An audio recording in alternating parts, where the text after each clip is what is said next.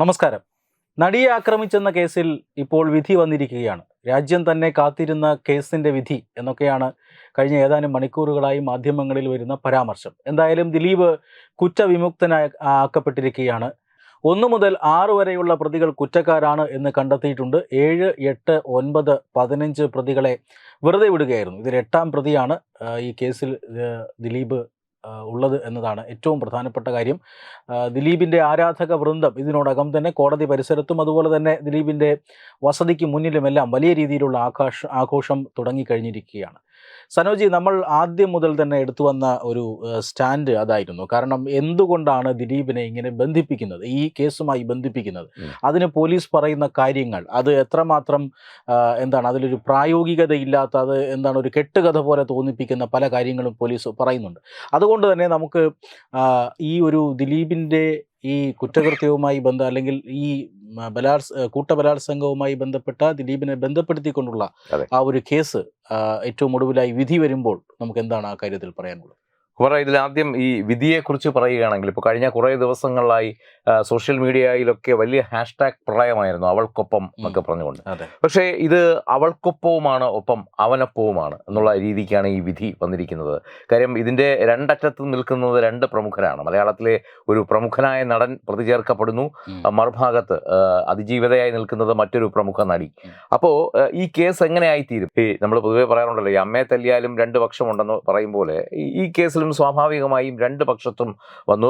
സ്വാഭാവികമായും ഒരു സ്ത്രീ ഉൾപ്പെട്ട കേസായതുകൊണ്ട് അതിജീവിതയ്ക്കാണ് ഇതിൽ ഒരു മുൻതൂക്കം ലഭിച്ചിരുന്നത്. പക്ഷേ അപ്പോഴും നമ്മൾ ആദ്യം മുതൽ ഉന്നയിച്ച ചില കാര്യങ്ങളുണ്ട്. ദിലീപിനെ ഇതിലേക്ക് പ്രതി ചേർക്കപ്പെടുമ്പോൾ, ഇല്ലെങ്കിൽ ദിലീപിനെ പ്രോസിക്യൂഷൻ തെളിയിക്കണമായിരുന്നു. ദിലീപ് ഇതിൽ ഭാഗഭക്കാണ്, ദിലീപിൻ്റെ കൃത്യമായ പങ്ക് ഇതിലുണ്ടെന്ന് പ്രോസിക്യൂഷൻ തെളിയിക്കുന്ന ആ ഒരു നിമിഷം മുതൽ അദ്ദേഹം കുറ്റവാളിയായി അദ്ദേഹത്തെ നമുക്ക് കാണാം.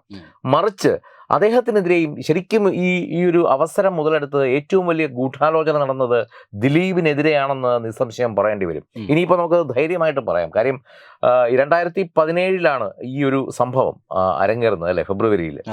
അതിനുശേഷം ഇങ്ങോട്ട് നമ്മൾ നോക്കുകയാണെങ്കിൽ നമുക്കറിയാം മലയാള സിനിമയുടെ ഗതിവിഗതികൾ തന്നെ എങ്ങനെ മാറി എന്നറിയാം. ദിലീപ് വളരെ പ്രബലനായി മലയാള സിനിമയിൽ നിൽക്കുന്ന ഒരു കാലഘട്ടത്തിലാണ് അദ്ദേഹത്തിനെതിരെ ഇത്തരത്തിലൊരു ആരോപണം വരുന്നത്. പ്രത്യേകിച്ചും അദ്ദേഹം അഭിനയ രംഗത്ത് മാത്രമല്ല, പ്രൊഡക്ഷൻ മേഖലയിൽ ഉൾപ്പെടെ മലയാളത്തിലെ എല്ലാ സിനിമാ താരങ്ങളെയും അണിനിരത്തിക്കൊണ്ട് 2020 പോലുള്ള ഒരു സിനിമ നിർമ്മിക്കാൻ എടുത്ത ചങ്കൂറ്റം, അത് ഒരുപക്ഷെ ദിലീപിന് മാത്രം സാധിക്കുന്ന ഒരു കാര്യമാണ്. അവിടെ നിന്ന് അങ്ങോട്ട് ദിലീപ് ഗ്രാൻഡ് പ്രൊഡക്ഷൻ എന്നുള്ള അദ്ദേഹത്തിൻ്റെ പ്രൊഡക്ഷൻ കമ്പനി, മാത്രമല്ല കൊച്ചിയിൽ ബേസ് ചെയ്തു വരുന്ന അദ്ദേഹത്തിൻ്റെ പല ബിസിനസ് സാമ്രാജ്യങ്ങൾ, ഇതിലൊക്കെ കൃത്യമായി കണ്ണും നട്ടിരുന്നവരാണ് ദിലീപിനെതിരെ ഒരു അവസരം വീണ് കിട്ടിയപ്പോൾ വലിയ ഗൂഢാലോചനയുമായി മുന്നിട്ടിറങ്ങിയത്. നിർഭാഗ്യകരമെന്ന് പറയട്ടെ, അതിൽ നമ്മുടെ മാധ്യമ സുഹൃത്തുക്കളും ഉണ്ട് എന്നുള്ളതാണ് ഇതിൽ ഏറ്റവും വലിയ ഒരു. ഞാൻ ശരിക്കും പറഞ്ഞാൽ ദിലീപിനെ അന്ന് അറസ്റ്റ് ചെയ്യുന്ന സമയത്ത് ഞാൻ മറ്റൊരു മാധ്യമത്തിൻ്റെ ഭാഗമായിരുന്നു. അന്നും ആ മാധ്യമത്തിൽ ഞാൻ പറഞ്ഞ കാര്യം ഇതാണ്: ഇത് തെളിയിക്കപ്പെടേണ്ട ഒരു കാര്യമാണ്. ദിലീപ് കുറ്റക്കാരനാണെന്ന് നമുക്ക് തെളിയിക്കപ്പെടണം, എന്നാൽ മാത്രമേ അദ്ദേഹം കുറ്റക്കാരനാവുള്ളൂ. അത് പ്രോസിക്യൂഷൻ്റെ ഭാഗമാണ്. കോടതി മുറിയിലാണ് അത് തെളിയിക്കേണ്ടത്. പക്ഷേ അങ്ങനെ 8 വർഷത്തോളം നീണ്ടു നിന്ന നിയമയുദ്ധത്തിനാണ് ഇന്നിപ്പോൾ ഒരു വിരാമമായിരിക്കുന്നത്. ഇപ്പോൾ ഈ വിധി വന്ന ഉടൻ തന്നെ IGP സന്ധ്യയൊക്കെ പറഞ്ഞിരിക്കുന്നത് ഇത് ഒന്നിൻ്റെയും അവസാനമല്ല, മേൽക്കോടതികളുണ്ടല്ലോ, അവിടെ കാണാം. എന്നിരുന്നാലും ജനമനസ്സുകളിൽ ഉണ്ടായിരുന്ന ആ ഒരു കളങ്കം മാറ്റപ്പെട്ടിരിക്കുന്നു എന്നുള്ളതാണ് ദിലീപിനെ സംബന്ധിച്ചിടത്തോളം വലിയ ആശ്വാസമാണ്. കാര്യം അദ്ദേഹം, നമുക്കറിയാം, അന്നു മുതൽ അദ്ദേഹം അതിനുശേഷവും നിരവധി സിനിമകളിലൊക്കെ അഭിനയിക്കുന്നുണ്ടെങ്കിൽ പോലും എവിടെയോ ഒരു അദ്ദേഹത്തിനൊരു ബ്ലോക്ക് ഉണ്ട്, അല്ലേ? എത്രയൊക്കെ ആയാലും ഇങ്ങനെ പെട്ടുപോകുമ്പോൾ കരിയർ ഇമേജ് ഒക്കെ നഷ്ടമായി. അദ്ദേഹം അഭിനയിച്ചു പോരുന്നു എന്നുള്ളതിന് കവിഞ്ഞ് വലിയൊരു പ്രകടനം അദ്ദേഹത്തിന് തന്നെ പലപ്പോഴും കാഴ്ചവെക്കാൻ കഴിഞ്ഞിട്ടില്ല. പക്ഷേ അതിൽ നിന്നൊക്കെ വലിയ ഒരു വിമുക്തി കിട്ടുകയാണ് ഈ ഒരു അവസരത്തിൽ. മാത്രമല്ല, ഇതിൽ നമ്മൾ ഇതിൻ്റെ മറുഭാഗം ചിന്തിക്കുമ്പോൾ ആരാണ് ദിലീപിനെതിരെ ഇത്തരത്തിൽ ഗൂഢാലോചന നടത്തി എന്നുള്ളത് കാര്യം കൂടി നമ്മൾ അതാണ് അദ്ദേഹം ഈ കോടതി മുറിയിൽ നിന്ന് ഇറങ്ങിയ ഉടനെ പ്രതികരിച്ചത്. അതാണ്, അതായത് പോലീസിലെ ഒരു ഉന്നത ഉദ്യോഗസ്ഥ, അവർ നിശ്ചയിച്ച ഏതാനും ചില ക്രിമിനൽ പോലീസുകാർ, ഇവരാണ് ദിലീപിനെ ആ കേസുമായി ബന്ധിപ്പിക്കുന്നത്. മുൻ ഭാര്യ മഞ്ജു വാര്യരുടെ ഒരു പ്രസ്താവന, ആ പ്രസ്താവനയിൽ ഉപയോഗിച്ചുകൊണ്ടാണ് ഇത് ഈ കേസുമായി ബന്ധിപ്പിക്കുന്നത്. മാത്രമല്ല അതിനു വേണ്ടിയിട്ട് ഇവർ മാധ്യമ പ്രവർത്തകരെയും മാധ്യമങ്ങളെയും വിലക്കെടുത്തു എന്നൊക്കെ പറയുന്നുണ്ട്. അപ്പോൾ അത്രയ്ക്ക് കൃത്യമായി യഥാർത്ഥത്തിൽ ഗൂഢാലോചന നടന്നത് തനിക്കെതിരെയാണ്. 9 വർഷം ആരാണ് ഗൂഢാലോചന നടത്തിയത് എന്ന് മാധ്യമപ്രവർത്തകന്റെ ചോദ്യം വരുമ്പോൾ അദ്ദേഹം ആ ചോദ്യത്തെ ഖണ്ഡിച്ചുകൊണ്ട് പറയുന്നുണ്ട്, 9 വർഷം നിങ്ങൾ പറഞ്ഞില്ലേ, ഇനി ഞാൻ പറയട്ടെ എന്ന് പറഞ്ഞ് അദ്ദേഹം ഈ പ്രസ്താവന നടത്തി മടങ്ങിപ്പോവുകയാണ് ചെയ്തത്. എന്ന് പറഞ്ഞാൽ ഇതിനകത്തെ ഒരു മാധ്യമ ഗൂഢാലോചന, ഇങ്ങനെ ദിലീപിനെതിരെ ഒരു ഗൂഢാലോചന നടന്നിട്ടുണ്ടെങ്കിൽ ആ ഗൂഢാലോചനയിൽ മാധ്യമങ്ങൾക്കും മാധ്യമ പ്രവർത്തകർക്കും, ഏതാനും ചില മാധ്യമങ്ങൾക്കും മാധ്യമ പ്രവർത്തകർക്കും പങ്കുണ്ട് എന്ന കാര്യത്തിൽ തർക്കമൊന്നുമില്ല. അക്കാര്യത്തിൽ ദിലീപിനോട് നമുക്ക് യോജിക്കേണ്ടി വരും. കാരണം ഈ കഴിഞ്ഞ മിനിറ്റ് വരെ ദിലീപിനെ തേജോവധം ചെയ്യുന്ന വാർത്തകളാണ് പല മാധ്യമങ്ങളും. അല്ല കുമാർ, ഇതിൽ ഞാൻ ആദ്യം പറഞ്ഞ പോലെ തന്നെ 2 ഭാഗമുണ്ട്. ഇത് അതിജീവത ആക്രമിക്കപ്പെട്ടിട്ടുണ്ടെങ്കിൽ അതിന്റെ ആക്രമണകാരികൾ ശിക്ഷിക്കപ്പെടണം. അത് കോടതിക്ക് ബോധ്യപ്പെട്ടിട്ടുണ്ട്. 1 മുതൽ 6 വരെ പ്രതികൾ കുറ്റക്കാരാണെന്ന് കണ്ടെത്തിയിട്ടുണ്ട്. അവർക്കുള്ള ശിക്ഷ വിധിക്കേണ്ടതും കോടതിയാണ്. ഈ കേസിലെ 8ാം പ്രതി മാത്രമാണ് ദിലീപിനെതിരെയുള്ളത് ഗൂഢാലോചനയുമായി ബന്ധപ്പെട്ട കാര്യങ്ങളാണ്. അത് കോടതി സമക്ഷം ബോധിപ്പിക്കുന്നതിൽ പ്രോസിക്യൂഷൻ പരാജയപ്പെട്ടിരിക്കുന്നു. അങ്ങനെയാണ് അദ്ദേഹം കുറ്റവിമുക്തനാക്കപ്പെട്ടിരിക്കുന്നത്. പക്ഷേ ഈ പറഞ്ഞതുപോലെ ദിലീപിനെതിരെയുള്ള ഗൂഢാലോചന അത് നിസ്സാരമായി തള്ളിക്കളയാൻ പറ്റുന്ന ഒരു കാര്യമല്ല. കഴിഞ്ഞ കാലങ്ങളിൽ നമുക്കറിയാം മലയാള സിനിമയിൽ വന്ന മാറ്റങ്ങൾ എന്തൊക്കെയാണെന്ന്. ഈ ജനപ്രിയ നായകൻ എന്ന ദിലീപിനൊരു ലേബലുണ്ടായിരുന്നു. കാര്യം കുടുംബസമേതം ധൈര്യമായി അദ്ദേഹത്തിന്റെ സിനിമയ്ക്ക് ടിക്കറ്റ് എടുക്കാം, ഇല്ലേ? ഈ പറഞ്ഞതുപോലുള്ള അശ്ലീല സംഭാഷണങ്ങളോ മറ്റ് രംഗങ്ങളോ ഒന്നും തന്നെ അദ്ദേഹത്തിന്റെ സിനിമയിൽ ഇല്ല എന്ന് ഉറപ്പുള്ള കാര്യമാണ്. ഏത് കൊച്ചുകുട്ടിയെ കൊണ്ട് വേണമെങ്കിലും അദ്ദേഹത്തിന്റെ സിനിമയ്ക്ക് ഇരുത്താം. കുടുംബ പ്രേക്ഷകർക്ക് ധൈര്യമായിട്ടും കയറാം. ദിലീപ് ചെയ്ത അദ്ദേഹത്തിന്റെ ഒരു വലിയ പ്ലസ് പോയിന്റ് ആയിട്ട് ഞാൻ കാണുന്നത്, ദിലീപ് മലയാള സിനിമയിലേക്ക് കടന്നു വരുന്നത് വളരെ താഴേക്കിടയിൽ നിന്നാണ്, അല്ലേ? ദിലീപ് മിമിക്രി കലാകാരനായി വരുന്നു, അസിസ്റ്റന്റ് ഡയറക്ടറായി വർക്ക് ചെയ്യുന്നു. വർഷങ്ങളോളം കമൽ ചിത്രങ്ങളുടെ അസിസ്റ്റന്റ് ഡയറക്ടർ. ലാൽ ജോസും ദിലീപും ഒരുമിച്ച് അസിസ്റ്റന്റ് ഡയറക്ടറായിരുന്നവരാണ് കമലിന്റെ. അത് കഴിഞ്ഞ് ദിലീപ് ചെറിയ ചെറിയ വേഷങ്ങളിലൂടെ വരുന്നു. പിന്നീട് തൻ്റെതായ ഒരു തട്ടകം ഉണ്ടാക്കിയെടുക്കുന്നു. മലയാള സിനിമയിൽ മോഹൻലാലും മമ്മൂട്ടിയും സുരേഷ് ഗോപിയും ജയറാമും ഒക്കെ നിറഞ്ഞു നിൽക്കുന്ന കാലഘട്ടത്തിലാണ് തൻ്റെതായ ഒരു സ്പേസ് ഉണ്ടാക്കിക്കൊണ്ട് ദിലീപ് കടന്നു വരുന്നത്. ആ ദിലീപ് പിന്നീട് സിനിമാ മേഖലയിൽ സജീവമാകുന്നു, പ്രൊഡക്ഷൻ കമ്പനി തുടങ്ങുന്നു, സിനിമാ നിർമ്മാണ മേഖലയിലെ ഒരു പ്രധാന വക്താവായി മാറുന്നു, അമ്മ പോലുള്ള ഒരു സംഘടനയുടെ പ്രധാന ആളായി മാറുന്നു.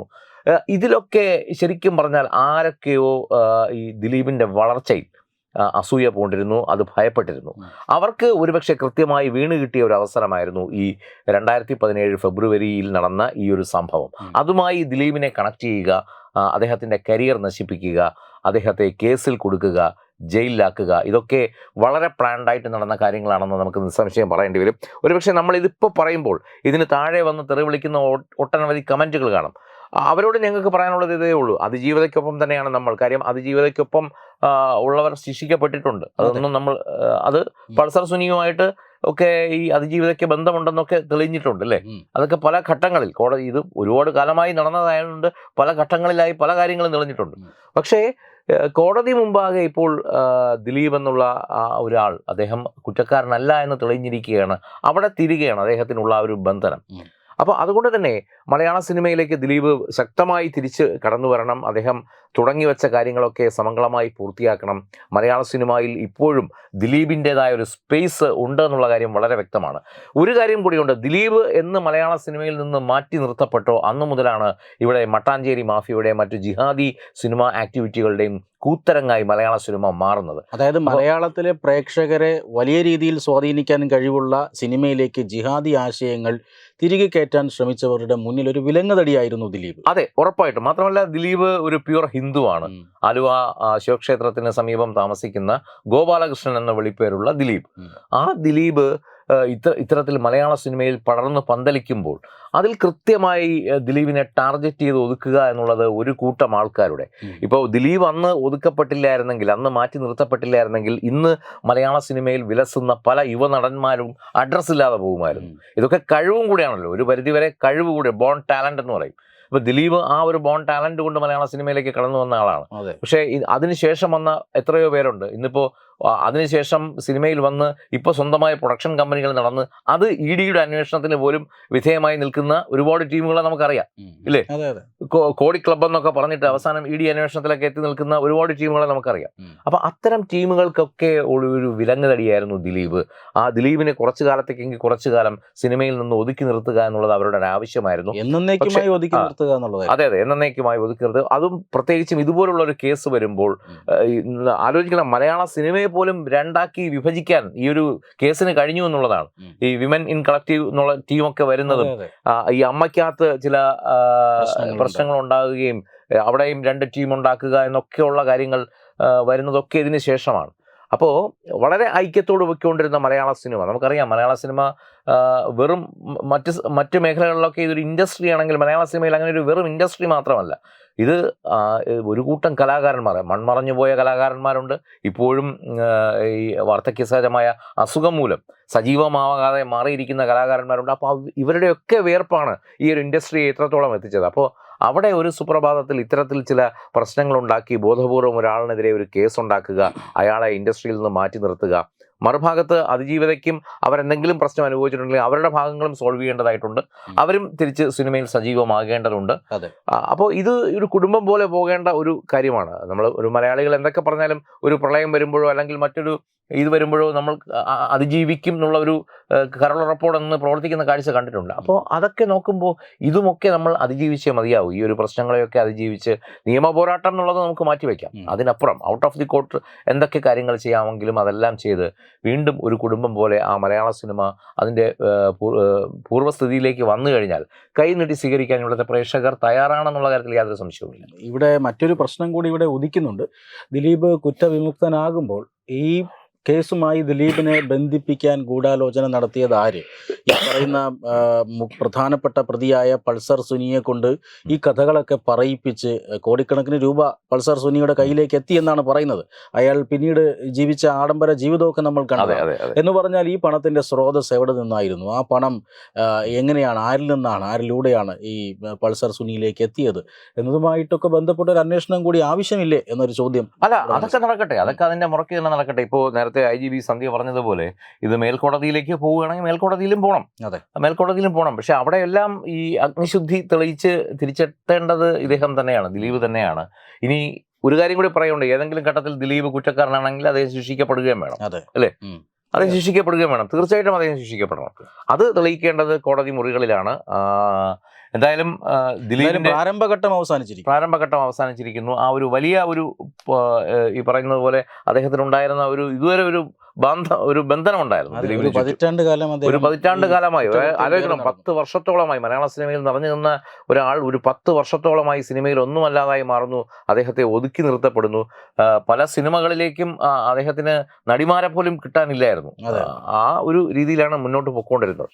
അപ്പോൾ ആ ഒരു ഘട്ടം മാറുകയാണ്. ഇപ്പം എന്തായാലും നിയമം ഒടുവിൽ നമ്മൾ എന്തൊക്കെ പറഞ്ഞാലും ഇന്ത്യൻ ഭരണഘടന അനുശാസിക്കുന്ന നിയമം, ആ നിയമത്തിൽ അനുസൃതമായിട്ടാണ് നമ്മുടെ ദൈനംദിന കാര്യങ്ങൾ മുന്നോട്ട് പോകുന്നത്. അപ്പം അങ്ങനെയെങ്കിൽ ഇവിടെ ദിലീപിന് ഇന്ന് താൽക്കാലികമായിട്ടാണെങ്കിലും വലിയൊരു ആശ്വാസം ലഭിച്ചിരിക്കുന്നു. അദ്ദേഹം കുറ്റവിമുക്തനാക്കപ്പെട്ടിരിക്കുന്നു. ഒപ്പം മറുഭാഗത്ത് അതിജീവിതയ്ക്കും നീതി ലഭിച്ചിരിക്കുന്നു. കാര്യം 1 മുതൽ 6 വരെയുള്ള പ്രതികൾ കുറ്റക്കാരാണെന്ന് കോടതി കണ്ടെത്തിയിരിക്കുന്നു. അവരുടെ ശിക്ഷാവിധികൾ അടുത്ത ദിവസം പ്രഖ്യാപിക്കുന്നതായിരിക്കും. നമസ്കാരം.